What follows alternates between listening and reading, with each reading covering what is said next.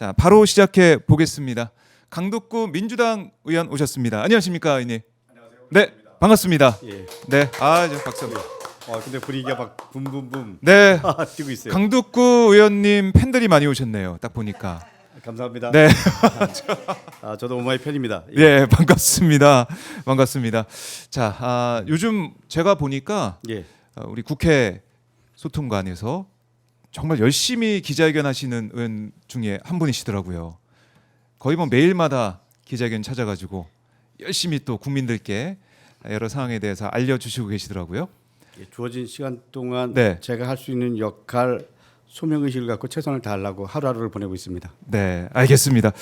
자, 이것부터 좀 여쭤볼게요. 일단 예. 어제 김기한 전 해병대 사령관에 대해 구속영장이 기각이 됐습니다. 뭐 도망 염려가 없다, 증거인멸 우려가 없다 이런 이유였는데 특히 눈에 띄는 부분이 구속 위기에 이제 처한 상황, 어제 심사 상황에서 처음으로 이른바 이제 VIP 경로서를 전달받았다 이 사실을 시인을 했어요. 예. 시인을 한 상황이 됐는데도 불구하고 구속이 되지 않아서 저희 시청자분들 입장에서는 국민들 입장에서는 아니 요즘 보면은 이렇게 구속이 안 되는 일들이 많냐 이런 생각도 하고 계시고 또 영장 압색 영장 발부도 그렇고 예. 이래저래 걱정이 좀 많으신 것 같습니다. 어떻게 보셨습니까? 제가 보기에는 뭐 크게 염려 안 하셔도 될 것 같습니다. 그래요. 좀 전에 우리 박 기자님께서 말씀하신 대로 네. 도망 염려가 없고 증거 인멸의 우려가 없기 때문이지 그것 자체를 우리가 인정 안 하는 게 아니고 본인도 시인을 했잖아요. 네. 그렇기 때문에 저는 염려 안 하셔도 된다 이렇게 말씀드리겠습니다. 염려하지 않아도 된다. 네.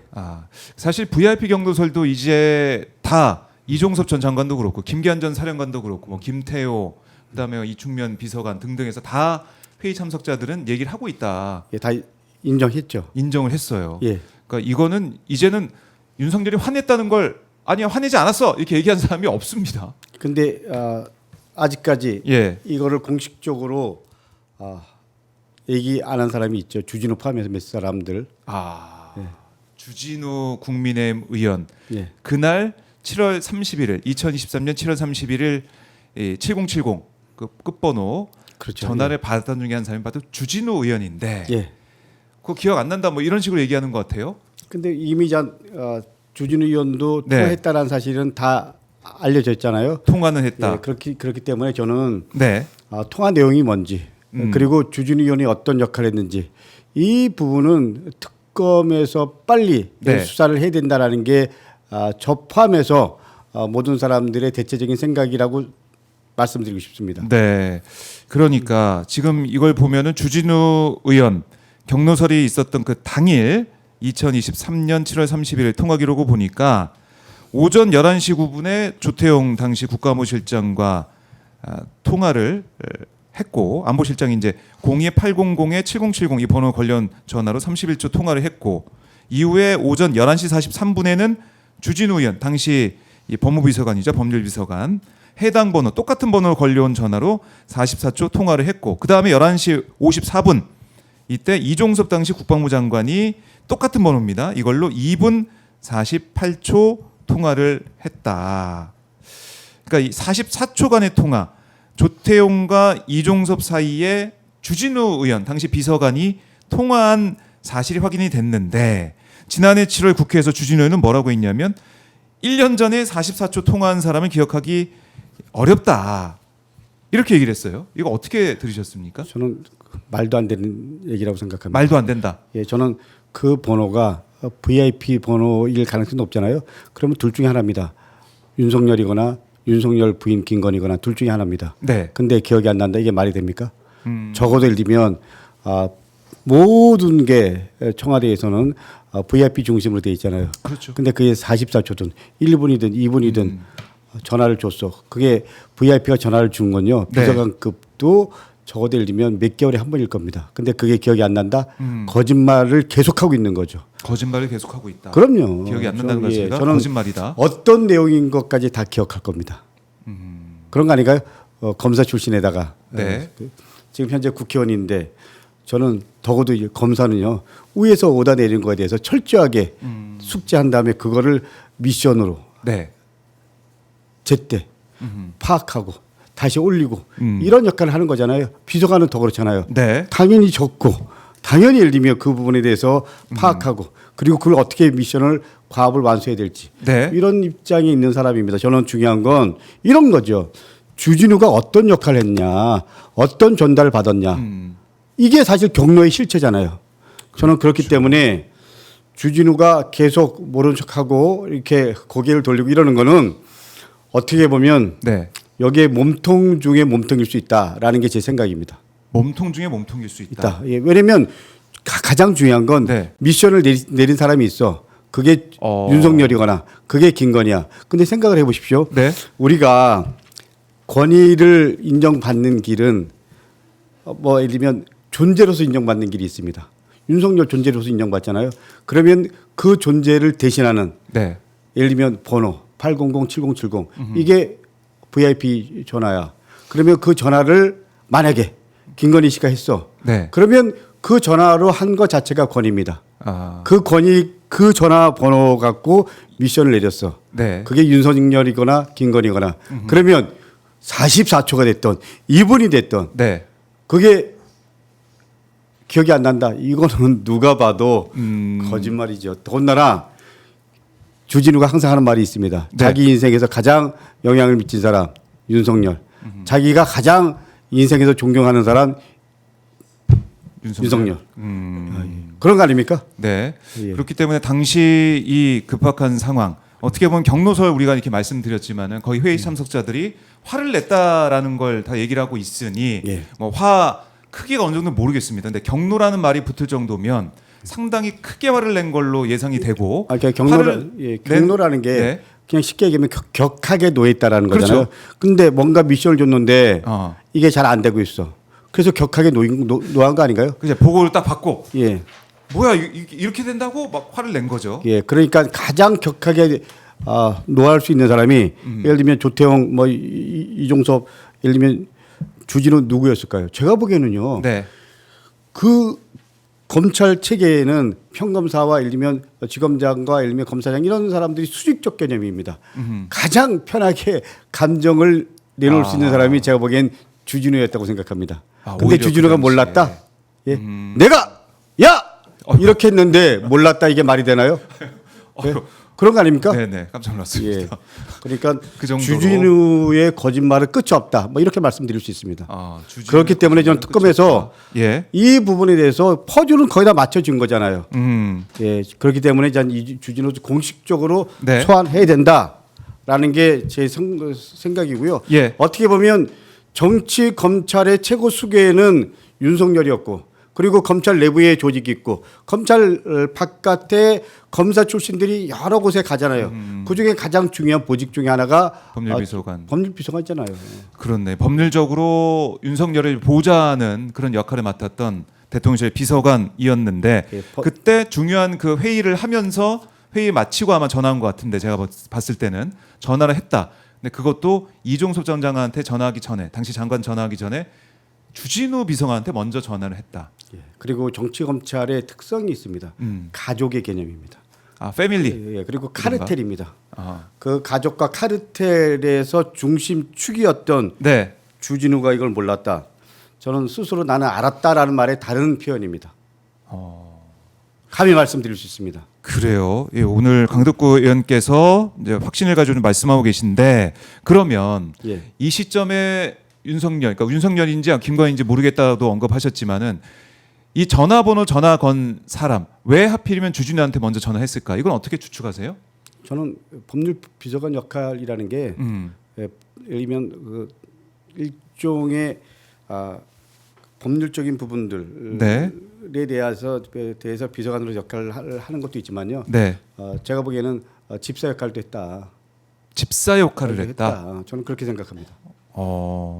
그러니까 뭐 어떤 뭐 이 법률적인 일이든 아니든 그걸 떠나가지고 예. 집사 역할을 하기 때문에 정치적인 부분 포함해서 정치적 부분 포함해서 개인적인 부분 포함해서 저는 이 청와대에는 여러 직제들이 있잖아요. 그렇죠. 총무비서관은 아내 살림살이 맡고 네. 있으면 인사비서관은 인사 담당을 하고 근데 윤석열 정권의 특징은요. 네. 어떻게 보면 그런 시스템으로 움직이는 정권이 아니었고 어떻게 보면 대통령이 시키면 그냥 그걸로 이렇게 움직이는 조직이었던 부분이 더 있는 것 같습니다. 그러니까는 우리가 뼈 아프게 반성을 해야 되는데 예. 사실은 다 업무 분장이라는 게 있잖아요. 근데 그 업무 직제가 분장을 있고. 넘어서 뭐 이렇게 지시하고 그러면 네. 그 지시한 과업을 수행하고 근데 그 중에 가장 윤석열 입장에서는 청와대에서 편했던 사람이 주진우였고 그렇기 때문에 좀 전에 감정 표현 포함해서 자기 내적인 부분 그리고 또 가족 김건희 이런 부분들까지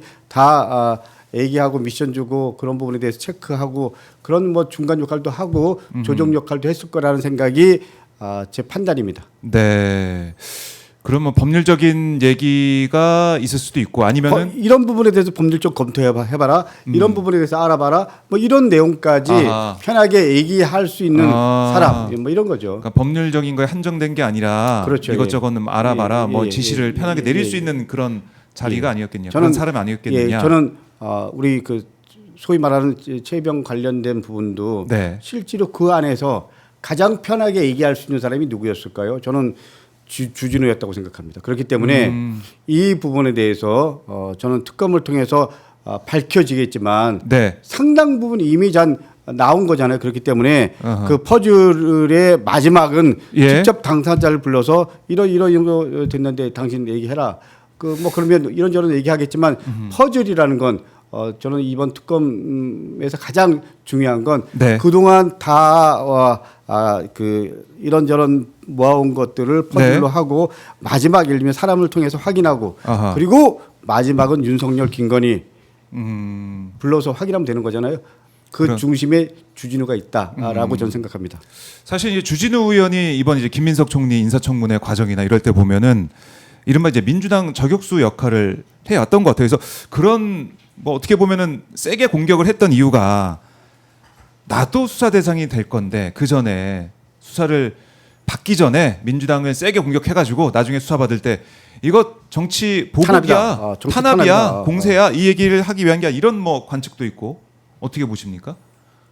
그런 뭐 정치적인 판단 속에서 이번에 그 나름대로 청문회 때 뭐 저격수라는 표현을 쓰셨는데 저격수가 맞는지 모르겠습니다. 제가 이런 예. 말씀 드리면 어떻게 생각할지 모르겠지만 저는 그 김민석 국무총리 후보 청문회를 지켜보면서 네. 주진우 의원의 모습을 보면서 처음부터 끝까지 거짓말로 시작하고 거짓말로 끝났습니다. 예를 들면 저에 대한 부분도 그렇고요. 네. 김민석 의원 아들에 대한 부분도 그렇고요. 김민석 의원 본인에 대해서도 그렇고. 예를 들면 저에 대한 부분은 그렇습니다. 네. 제가 김민석 의원 뭐 편하게 오마이니까 얘기를 하면 네. 속해 있는 동아리 아하. 동아리에서 저희 의원실을 통해서 면담 요청을 했습니다. 예. 그렇지만 분명히 말씀드리지만 저는 제가 그 도의원할 때도 교육위를 했었고요. 그리고 국회의원 처음 한다음에도 교육위원을 했었고 제가 우리 아이들에 대한 사랑, 관심 뭐 이런 부분에 대한 게 제일 제가 정치하는 이유 중에 하나입니다. 근데 네. 아니 동아리야. 근데 제가 인간적인 동지, 정치적인 동지 아들이 있어. 얼마나 좋아요.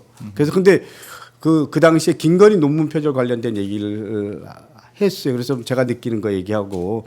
근데 이런 부분 좀 법에 좀 담고 싶다. 그래서 한번 동아리에서 준비를 해보라고. 네. 근데 가져왔어요. 근데 내용이 괜찮고 시적절해. 그래서 결론적으로 말씀드리면 그래서 입법조사처를 통해서 그 우리가 담아야 될 부분 좀 담아야 되고 근데 마지막 결론적으로 말씀드리면 네.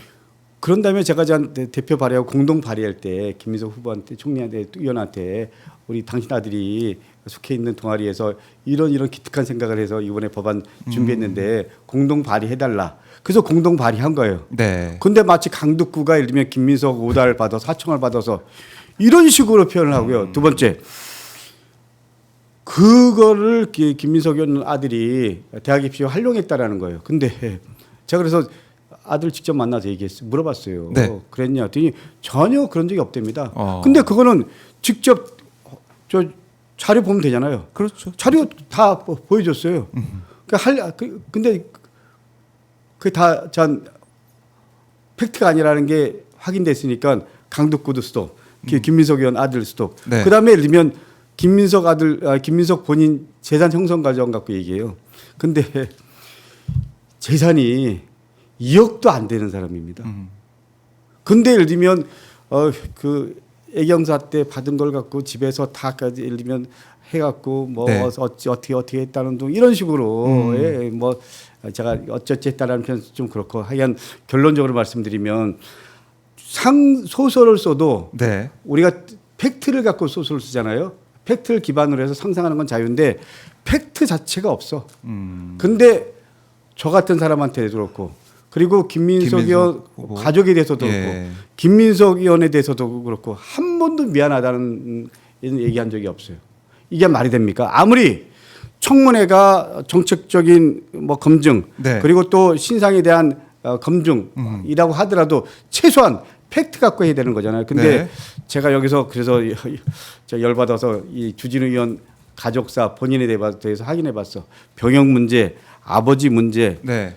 또 아들한테 그 할아버지가 재산 증여한 문제 어떤 거 하나도 내가 보기엔 그 의혹을 넘어서 이건 뭐 거의 확신입니다. 결론적으로 말씀드리면 어떻게 저런 사람이 국회의원이 됐지? 어떻게 저런 사람이 윤석열이니까 뭐 윤석열과 함께 결론적으로 말씀드리겠습니다. 저는 그렇기 때문에 이번에 주진우 방지법을 만든 이유도 그런 겁니다. 주진우 방지법 말씀하셨지만 어떤 내용이 담겨 있습니까? 한마디로 얘기해서 네. 아버지를 잘 만난 사람들이 빽 있고 돈 있고 이런 사람들이 대한민국 국방의 신성한 의무를 그 아빠 찬스를 이용해서 기피한 사람들 이런 사람들은 어떤 식이든지 찾아내서 네. 끝까지 처벌해야 한다. 그래서 공소시효를 없앴습니다. 저는 국힘의원들 그리고 국힘 지도부한테 부탁드립니다. 주진우 포함해서 어떻게 보면 보수가 가장 대한민국의 안보를 지켜야 되고 평화를 지켜야 되는 거잖아요. 앞장서서 주진우 방지법 통과시켜 주십시오. 절박한 마음으로 호소합니다. 그게 네. 보수의 모습 아닌가요? 아, 보수도 함께, 국민의힘도 함께 그럼요. 동참해서 통과시켜야 된다. 보수가 국민의힘이라고 국민의힘 쪽에서는 얘기하지만 저는 네. 이번 내란 사태를 보면서 국민의힘은 보수가 아니고 수구라는 확신이 들었습니다. 근데 만약에 주진우 방지법 반대하면 이건 수구를 넘어서 국우입니다. 국우. 그거다. 근데 이제 국민의힘에서는 이런 특검 수사 지금 뭐 압수수색도 있고 했지만은 예. 이런 수사에 대해서 정치 보복이다, 야당 탄압이다 이런 얘기를 계속 하는 것 같아요. 어떻게 보십니까? 존경하는 박 기자님 생각해 보십시오. 내란을 일으키고 네. 그리고 지금 외환도 밝혀주고 있잖아요. 이게 정치 보복입니까? 네. 이걸 밝히려고 하는 게 정치 보복입니까? 아하. 어떻게 생각하십니까? 저는 오마이TV 시청자 여러분께도 묻고 싶습니다. 네. 완전 무장을 해서 국회에 들어왔습니다. 그래서 그 국회의원들을 다 잡아 가두려고 했습니다. 예를 들면 선관위도 들어갔습니다. 예를 들면 이런 것들을 진상을 밝히고 그리고 이런 세력들에 대해서 특검을 통해서 조사한다. 이게 정치 보복이라고 생각할 사람은 제가 보기엔 정강훈, 윤석열, 주진우, 네. 김문수 뭐 이런 사람들 전환길 이런 사람들 아닌가요?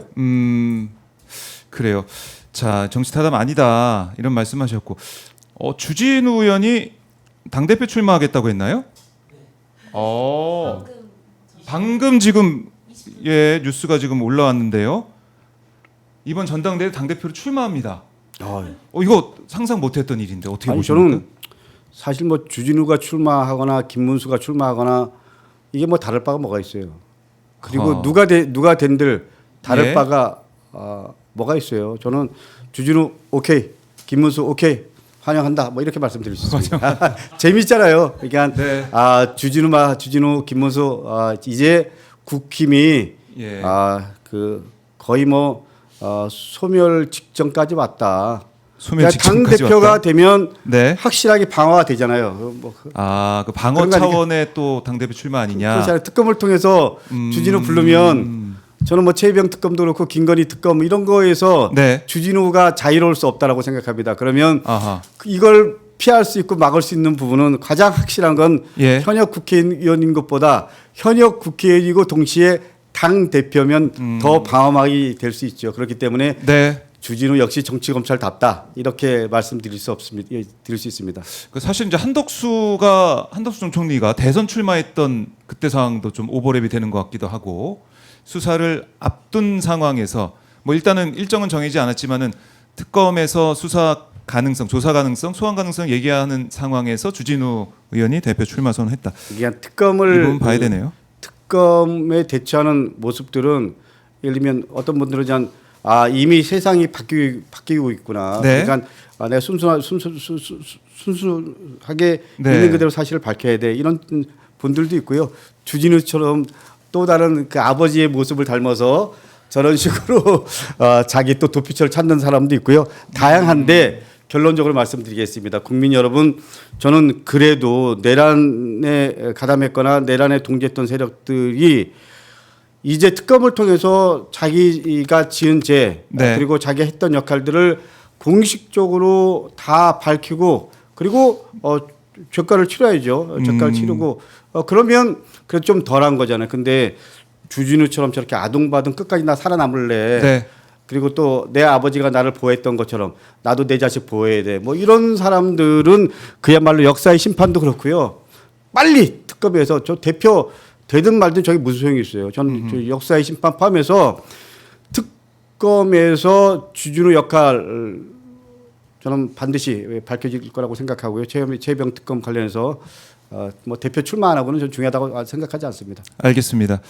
그리고 이제 어제 이철규 의원 기자회견도 있었어요. 기자회견 보면은 윤석열과 이제 임성근에 대해 얘기한 적은 없다 이런 얘기했습니다. 그 통화한 기억이 잘 안 난다. 그러니까 이게 2023년 7월 31일 아까 저희가 얘기했던 VIP 경로가 있었던 그 회의 그날 윤석열과 통화한 그 기록이 이제 나오고 있는데 통화 자체는 잘 기억이 안 난다 이렇게 하면서도 임성근에 대한 얘기는 안 했다. 통화는 잘 기억 안 나는데 그러니까 저는 이 기억을 보면은 임성에 대한 얘기 안 했다는 뚜렷한 기억은 또 남아 있고 이거 어떻게 보십니까? 그러니까 전화한 적은 없는데 기억이 잘 안 난다. 제가 네. 이번 대선 말고요. 3년 전 대선 때 이재명 후보한테 전화를 3번 받았습니다. 기억하세요? 기억하죠. 네. 예, 한 번은 한 1분 정도 된 것 같고요. 기억하죠. 근데 제가 분명히 말씀드리지만 예. 이재명 후보와 강덕구는 뭐 수직적 관계 아닙니다. 네. 예, 그 당시에 수평적. 근데 예. 이철규와 윤석열, 더군다나 예를 들면 주진우와 윤석열, 아하. 이건 뭐 수직도 한창 수직입니다. 근데 네. 다 기억이 안 난다고 얘기하잖아요. 나쁜 사람들. 근데 예, 나쁜 사람들이죠. 근데 기억이 안 난다. 예. 저런 식으로 거짓말 한다라는 건요. 네. 역설적으로 전화했는데 이런 말을 하지 말아야 돼. 이런 거에 다른 표현입니다. 속지 마십시오. 속지 말라. 그럼요. 알겠습니다. 아니 그리고 속지 말라. 국민을 우롱하는 거죠. 이런다고 국민이 판단을 못 하시나요? 오히려 더 국민들이 아유 저놈들 웃기네 뭐 이렇게 생각하실 것 같아요. 네. 오마이 TV 시청자 여러분 이런 말한다고 해서 너무 저기하게 생각하시죠. 네, 알겠습니다. 이것도 의원님 이제 또 생각이 궁금한데 예. 종교인과 종교 시설에 대한 대대적 수사 이게 좀 이례적이기도 해서 뭐 교계에서도 상당히 민감하게 반응하는 것 같기도 하고 근데 당에서도 뭐 논평도 나오기도 했고 박 기자님 어떻습니까? 예? 대대적 수사라는 표현은 받지 않습니다. 아 대대적 수사는 그럼요. 아니다. 예, 예. 예를 들면 그럴 만한 내용이니까 하는 거죠. 어떻게 대대적 수사예요? 그런 거 아닌가요?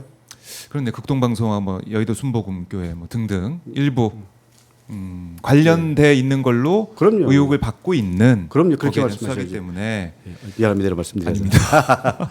대대적 수사는 아니고요. 예. 관련된 부분만 수사를 하는 거고요.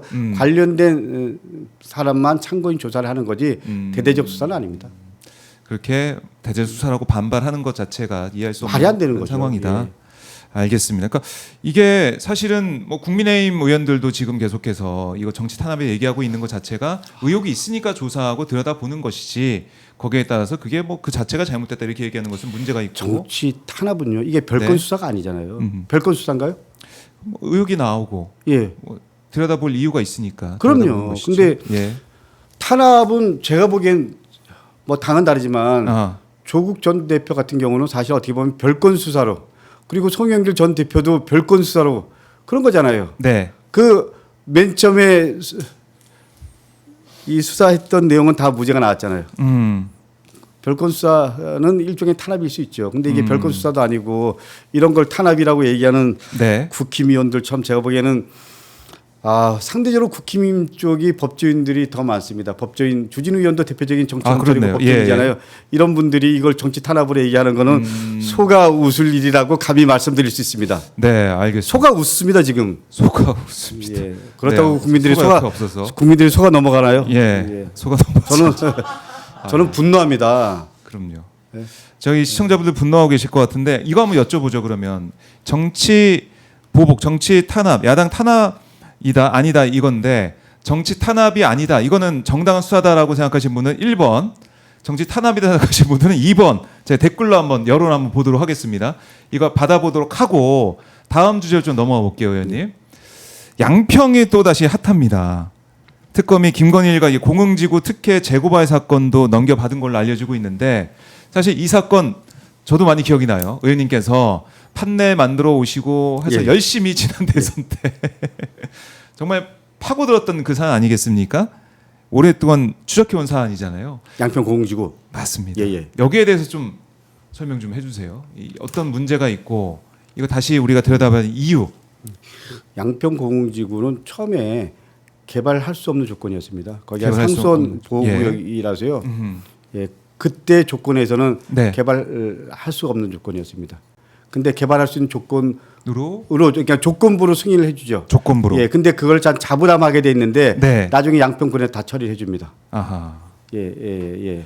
그러니까 이게 개발도 할 수 없는 그런 곳인데 그걸 해줘서 예. 부담해야 될 그런 비용이나 이런 것도 있었는데 그게 또 은근슬쩍 넘어가 버리고 이게 사실은 이 공사 다 끝난 다음에 제대로 처리가 됐는지도 우리가 그동안 몰랐는데 들여다보면 그때 의혹이 제기가 됐고 이 김건희 일가 그러니까 최은순 그러니까 김건희 모친과 이제 오빠가 하고 있는 그 회사 예, ESIND. 거기서 했던 것인데 이걸 특혜가 아니고 설명할 수가 있겠느냐?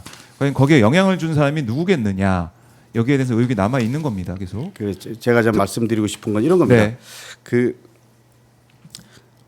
양평 공흥지구를 제가 전 처음으로 이슈화를 했는데요. 네. 좀 전에 말씀드린 대로 양평 공흥지구는 상수원 보호구역이라서요.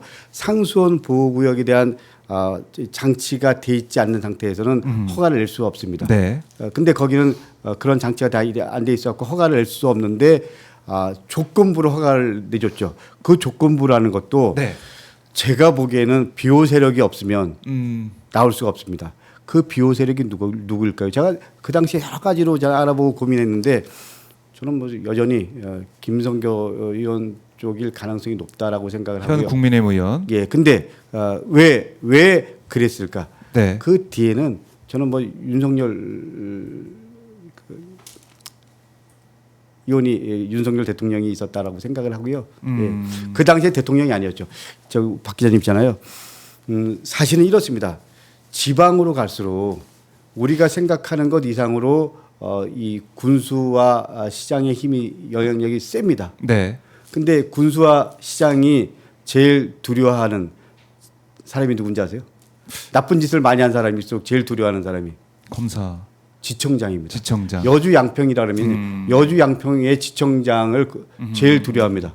그리고 그럴 수 지청장은 캐비넷에 한두 개를 가지고 있습니다. 마음만 먹으면 저놈 한번 조져보자 이러면 뭔가 쓸까요? 예. 그랬을 수 있다. 예. 그러니까 이제 김성교 군수 입장에선 누가 제일 관심의 대상일까요? 당시 지청장이었던 그건 윤석열이죠. 윤석열. 예. 윤석열과 또 이 군수였던 김성교 둘이 공통점이 있습니다. 술을 좋아한다. 나이가 같다. 예. 그러니까 또 전 그 당시에 관사에 혼자 있었을 거 아닙니까? 네. 날마다 술 마시고. 예. 아하. 그런 다음에 이 정치력 있는 정무적 감각이 있는 사람들은요. 이 지청장이 다시 중앙으로 가도 관리를 합니다. 그런 식으로 계속 관리를 하고요. 또 민원 있으면 들어주고 이런 식으로 어떻게 보면 공생관계, 악어와 악어새 관계입니다. 네. 양평 공흥지구도 사실은 어떻게 보면 그런 식으로 작업을 해서 예.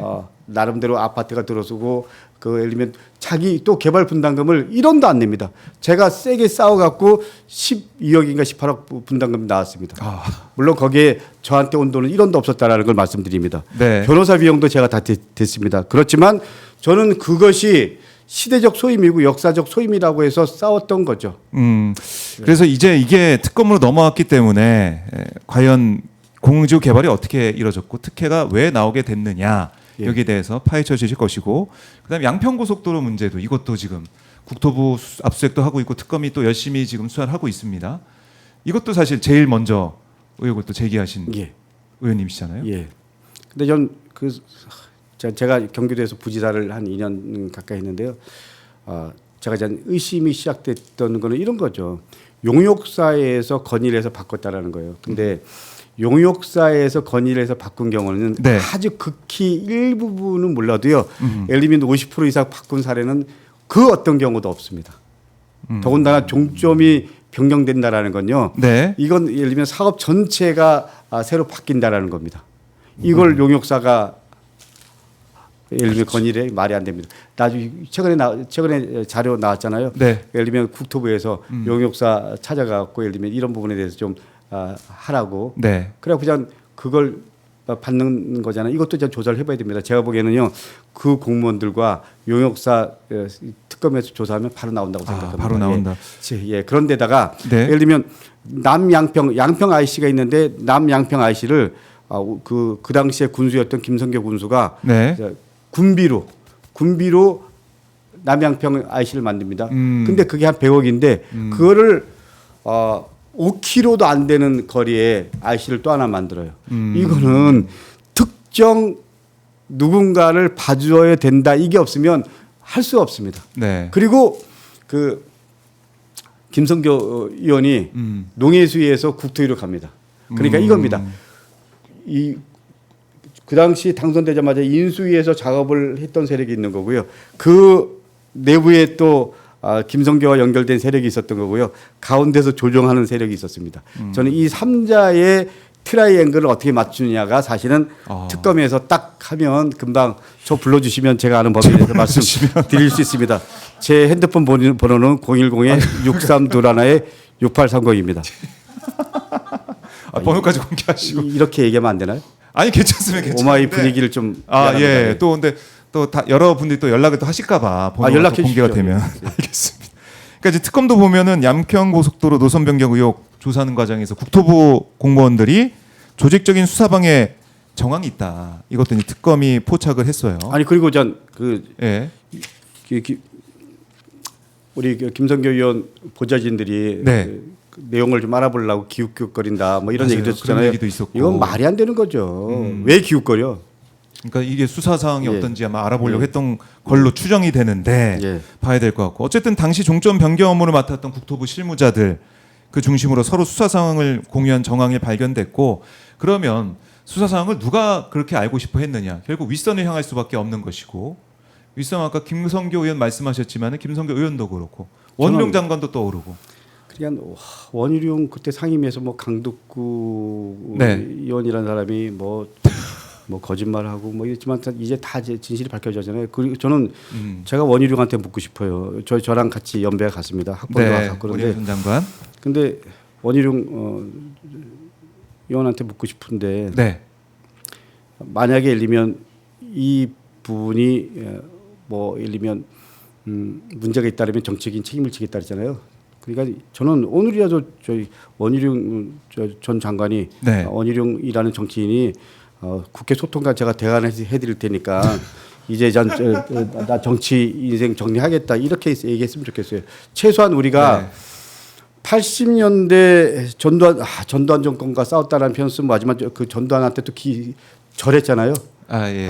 나쁜 한나라당 때 사무총장 시절이었나요? 이런 말씀드리면 안 되지. 그런 놈들 그런 더 이상 상대할 가치가 저희들은 전두환이랑 싸웠지만 전두환한테 절하고 이명박한테 고개 숙이고 또 윤석열한테 역사를 바라보는 시점도 다르고요. 네. 관점도 다르고 이렇게 동시대를 살았지만 세상을 바라보는 관점과 입장이 다른 세력들이 공존하고 있습니다. 여러분들 어떤 세력과 어떤 사람들과 함께 대한민국을 만들고 준비하겠습니까? 저는 그런 의미에서 이재명 대통령이 된 거 그리고 김민석 의원이 국무총리가 된 거는 저는 이제 진짜 대한민국 이제 만들어 가야 된다라는 분명한 메시지라고 생각하고요. 그런 의미에서 국민 주권 정부가 잘 해야 된다. 그래서 어저께 그 소위 통합비서관 정리한 거 네. 이런 부분에서 저는 그래도 뭐 선택 잘한 거라고 생각하고요. 강선호 의원 관련해서는 우리 국민 여러분들이 걱정하시는 부분 잘 알고요. 그리고 저도 뭐 보좌관을 했으니까. 근데 우리 보좌진들이 그 갑질이라는 부분에서 나름대로 문제 제기하고 상처 받았다. 그러면 사실 저는 강선호 의원이 뭐 본인도 사과한다고 얘기했지만 공식적으로 장관 직 들어가기 전에 그런 부분에 대해서 다시 한번 어떤 형태로든지 좀 미안함을 전달했으면 좋겠고요. 그렇지만 마지막으로 네. 대통령 우리 이재명 대통령의 인사권 좀 존중해주고요. 그리고 좀 더 지켜봐줬으면 좋겠다라는 게 참 제가 죄송하지만 부탁드립니다. 네. 뭐 정치 현안까지 쭉 이제 말씀을 해 주셨는데 제가 오마이 오랜만에 나서 그런데 이렇게 얘기해도 되나요? 아, 그러면 저 얘기하시면 미안합니다. 네. 오마이 분위기를 깨면 안 되는데. 얘기하시면 되고 자, 지금 보니까 뭐 김건희 관련돼서도 여러 가지 수사가 지금 진행되고 있는 것 같은데 특검이 이제 통일교에서 김건희 이제 선물용 샤넬 가방 영수증도 확보했다. 그러니까 어제까지는 그 목걸이 영수증 확보됐다라고 했는데 이제는 샤넬 가방 영수증도 확보가 됐다.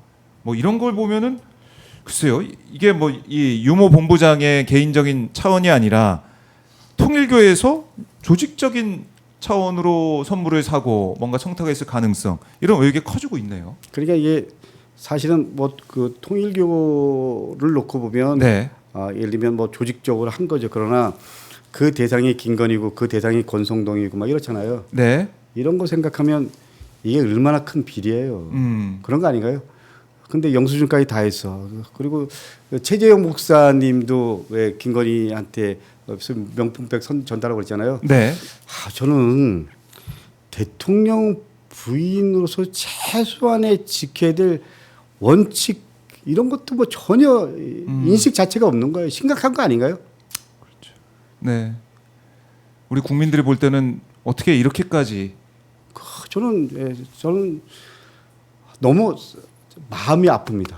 제가 이런 말씀드리면 어떻게 생각할지 모르지만 그래도 대통령의 부인이잖아요. 저는 신앙인입니다. 어설픈 신앙인이지만 제가 윤석열 전 대통령 취임식 날 네. 제가 취임식장은 안 갖고 제가 뭐 뽑지는 않았죠. 그렇지만 제 방에서 마음속으로 기도했습니다. 네. 윤석열 대통령 5년 동안 대통령으로서 역할 잘하길요. 근데 인수위 때부터 그냥 뭐 권력을 사유하고 국정을 농단하고 그 권력을 국가를 하나의 비즈니스장으로 생각한 김건희 여사가 어떻게 보면 3년 동안 국민들의 삶을 대한민국을 말아먹은 3년이었잖아요. 네. 그런 부분에서 국힘이 뼈저리게 반성해야 되고 그리고 그런 잘못된 역사를 지금 바로 세우려고 하는데 그걸 정치 탄압이라고 하고 이게 말이 되나요? 그래요. 이제 김건희 수사 뭐 여러 방면으로 수사가 진행되고 있어서 저희가 주목을 계속 해봐야 될 것 같고 자 그리고 이제 김건희 이제 집사 김혜성 씨 이제 배우자가 특검에 출석했다는 속보도 좀 들어와 있네요. 46억의 행방을 조사한다. 그러니까 이 좀 부실한 자본 잠식이 돼 있는 그 회사에 그 렌터카 회사의 대기업들 또 공기업들이 왜 그렇게 투자를 했느냐. 이게 184억. 그다음에 184억인데요. 그 중에 46억. 그 주요 대기업들 보면요. 그러니까 자본 잠식된 상태에 있는 대기업에다가 사모펀드라는 틀을 갖고 기업들이 투자를 한 거잖아요. 네. 근데 기업들이 투자할 때 기본적으로 그 기업의 자본 구조라든지 이런 거 볼 거 아닙니까? 근데 자본 잠식된 상태의 회사에다 투자한다라는 건 말도 안 되는 거잖아요. 그런 거 아닌가요? 예, 이해가 안 되죠. 근데 왜 투자했을까요? 다 기업들마다 개별적인 그 당시에 특수한 사항들이 있었습니다. 네. 그러니까 누구를 대상으로 그리고 그 김건희 집사 김혜성 씨가 그 당시에 그 회사의 실질 거의 오너가 조 뭐라는 사람인데 특별한 관계였고 그리고 그 회사 만드는데 관여했고. 네. 근데 그 김혜성 그 집사만 보고 대기업들이 투자했을까? 저는 그렇게 생각하지 않습니다. 그리고 주식을 예를 들면 사고 팔 때 64억인가 이익을 봤어요. 근데 그 64억이 어디로 갔는지 네. 오늘 뭐 30몇 억이라고 말씀하셨지만 네, 46억 예, 뭐 예, 그런 부분까지 포함하면 네. 김건희는 전방위로 그냥 뭐 주식, 부동산 포함해서 온갖 이권에는 다 개입을 했다. 네. 그리고 지금 또 살려고 아동바동 아산병원에서 입원하고 또 휠체어 타고 나오고 근데 그 승용차 탈 때는 걸어서 올라가고 이게 말이 됩니까? 국민을 기만하고 농락해도 그러니까 이렇게 제가 오늘 좀 이성적으로 차분하게 말씀드려야 되는데 네. 오늘 우리 말씀드리다 보면 예, 이게 예. 참 말하면서 화가 좀 나죠. 화가 나고요. 열받아서 네. 미안합니다. 차분하게 아닙니다. 그래도 잘 이끌어 주셔서 이 정도로 이렇게 예. 지금부터 차분하게 하겠습니다. 예, 차분하게. 근데 지금 오늘 아침에 보니까 이런 여론조사가 나와가지고 한번 여쭤보고 싶어요. 강선우 후보자에 대해서 조원 CNI에서 조사한 결과가 있는데 적합도 조사입니다. 적합이 32.2%, 부적합이 60.2% 이렇게 집계된 여론조사가 나왔네요. 지난 19일부터 21일 전국 만 18세 이상 남녀 2,002명을 대상으로 진행해서 조사한 설문조사인데, 자 이렇게 보면은 글쎄요, 여론의 흐름을 보면 부적합이 좀 더 2배 정도 나와 있는 더 크게 나와 있는 이런 상황이다. 이런 여론도 지금 뭐 당에서도 그렇고 대통령실에서 듣고 있다 이렇게 볼 수도 있겠네요. 그럼요. 예. 네. 국민 주권 정부라는 건 국민의 여론을 제일 중요한 원칙으로 생각하겠다. 네. 중요한 기준으로 생각하겠다라는 다짐이거든요. 그렇기 때문에 부적합이 60%까지 나왔다라는 건 어떤 형태로든지 무겁게 생각해야 된다. 저는 이런 부분에서 뭐 저 포함해서 민주당 소속 모두가 네. 예. 무겁게 생각해야 된다. 무겁게 이런 생각해야 된다. 부분들을 어떻게 풀어가야 될지. 그러나 다시 한번 국민 여러분께 저 강독구가 맞을 매가 있으면 맞겠습니다. 그러나 하여간 대통령께서 최종적으로 입장을 정리를 하신다면 네. 하여간 좀 그 입장 을 믿고 좀 지켜봐 주십시오. 이게 강독구의 부탁입니다. 죄송합니다. 네. 근데 이것도 그러면은 하나 여쭙고 싶은데 문진석 의원이 그런 얘기 했지 않습니까? 어제 의원과 보좌진 식구 같은 개념이다. 그러니까 일반적 직장 내 갑질과 좀 다르다. 사적 신분은 불만 없는 보좌진도 있다. 이렇게 얘기해서 이것도 이런저런 얘기가 나오는 것 같아요. 네, 식구라도 지켜야 될 원칙이 있죠. 식구와도 지켜야 될 원칙이 예, 있다. 그리고 그냥 어쨌거나 우리가 저는 그렇게 생각합니다. 저도 함께하는 보좌진들이 있죠. 네. 그런데 저는 보좌진들을 파트너라고 생각하고 동기라고 생각합니다. 예. 그렇지만 기본적으로 예를 들면 우리는 저도 그렇고 우리 보좌진들도 그렇고 국가에서 주는 국록을 먹고 사는 그리고 그걸 갖고 제대로 나라 일을 주어진 네. 역할 속에서 하라 뭐 이런 거잖아요. 그렇기 때문에 동지는 동지고 식구는 식구대. 네. 그러나 적어도 예를 들면 사적인 부분은 별개잖아요. 사적인 영역까지 동지라는 이름으로 다 미션을 주고 하는 거는 저는 그건 뭐 그거는 맞지 않다고 생각합니다. 어떤 경우가 됐든 지금은 분명한 건 이겁니다. 네. 강선우 의원이 본인 입장에서는 갑질이 아니라고 생각을 하고 상대방은 갑질이라고 생각할 수 있다고 한다면 저는 그 부분에 대해서 다시 한번 반성하는 모습 보여야 된다고 생각을 하고요.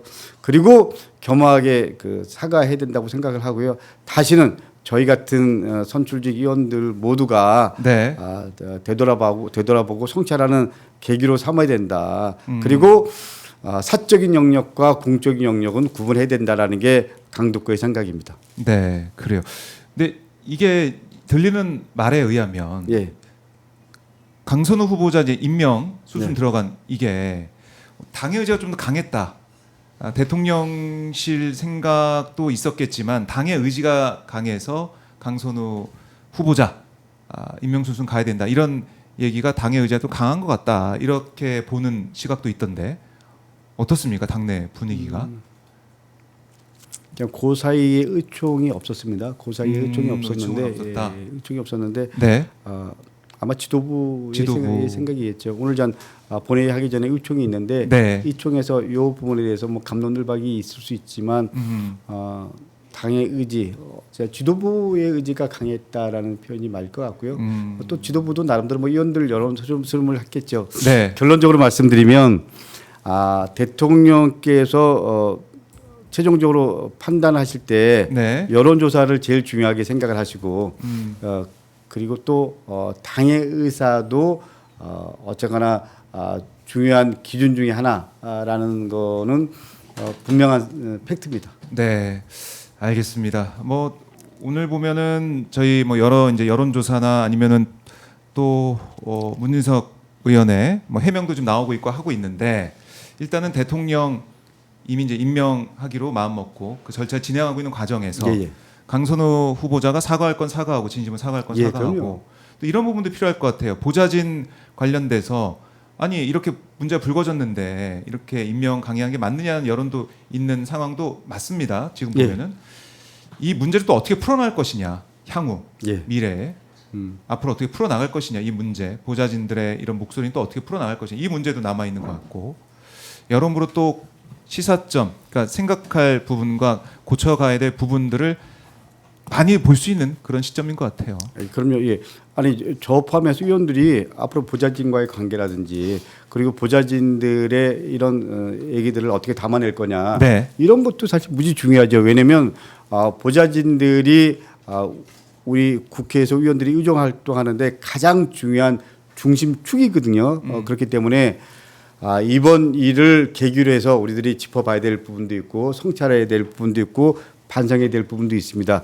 결론적으로 말씀드리면 그런 부분들은 구조적으로 풀어가야 될 부분은 풀어가야 되지만 네. 저는 여론조사 오늘 저도 좋은 CNI 처음 봤는데 이런 결과에 대해서는 강선우 의원이 다시 한번 국민 여러분께 그리고 보좌진들한테 그리고 또 당사자들한테 진심 어린 사과와 반성 그리고 자기 성찰이 있어야 된다. 그 전제 하에서 대통령이 나름대로 좀 판단하셨을 거다라는 게 제 생각입니다. 예, 알겠습니다. 의원님 오늘 저희가 뭐 현안과 또 당내 문제까지 하나하나 짚어봤는데요. 앞으로도 좀 자주 오셔가지고 예. 현안 좀 말씀 많이 해주시면 좋겠습니다. 오마이에서 부르면 언제든지 오는데 오늘 제가 예, 좀 이렇게 말을 좀 더 정제하고 이렇게 했어야 되는데 어쩔 수 없이 오마이 시청자 여러분 이해해 주십시오. 강북구 가겠습니다. 네, 고맙습니다. 네.